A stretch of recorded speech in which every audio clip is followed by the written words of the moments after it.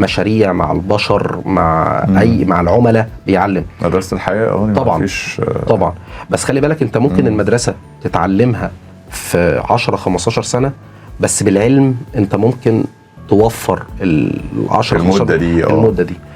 يعني بصراحه اثناء الكورونا انا كنت يعني يعني قلت بدل قعدتي في البيت وكلنا كنا قاعدين مخنوقين وبنرازي في خلق الله في البيت بالظبط، طب ما تذاكر.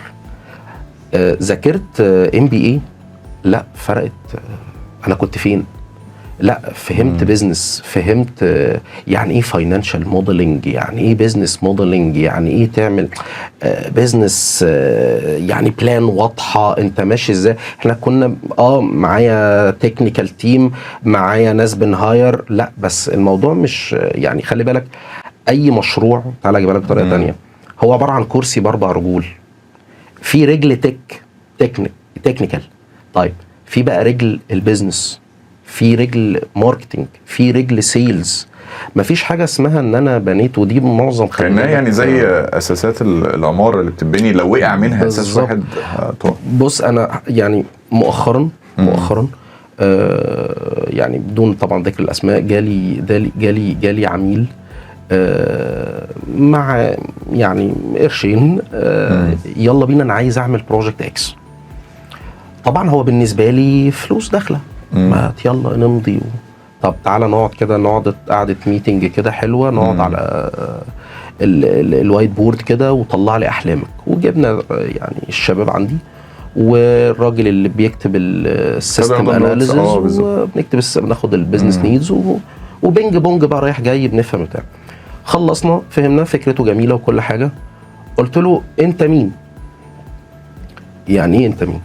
يعني انت مع احنا خلاص هنمضي ب10 قروش الديل، و10 قروش انا مرضي بيها ماديا، ويعني وابقى مكتفي واخد المارجن بتاعي ومكسبي وكله تمام. طيب ماذا بعد يا فلان؟ قال لي ايه هو اللي ماذا بعد؟ خلاص بقى هنشتغل. قلت له يعني ايه هنشتغل؟ هتنزل الارض ازاي؟ عندك تاجر الشنطه اللي هينزل يلف عندك الراجل اللي هيسوق لك، عندك الراجل اللي هيعمل لك دوشه.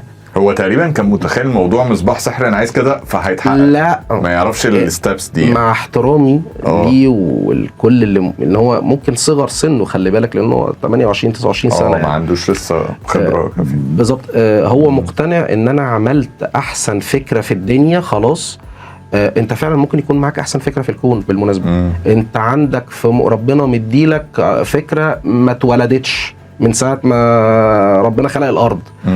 اللعبه مش فكره، اللعبه انك بعد ما تنفذها هتشغلها ازاي، انك تبيلد البروجكت. اقسم بالله ده لا يتعدى 30%. يعني فكره تشغيل المشروع او الفكره نفسها اصعب من ايجاد الفكره. ده وجهه نظري. اوكي، انا اصبت ام اخطات، ده انا يعني دي وجهه نظري. واكيد دي حاجه انت لمستها 14 سنه عشان كده أنا قلت 14 سنه جاي لك من 14 سنه بقول لك اللعبه مش فكره. الفكره موجوده. يعني انا ممكن افتح لك الدرج اقول لك عايز 100 فكره، خد يا احمد 100 فكره. انا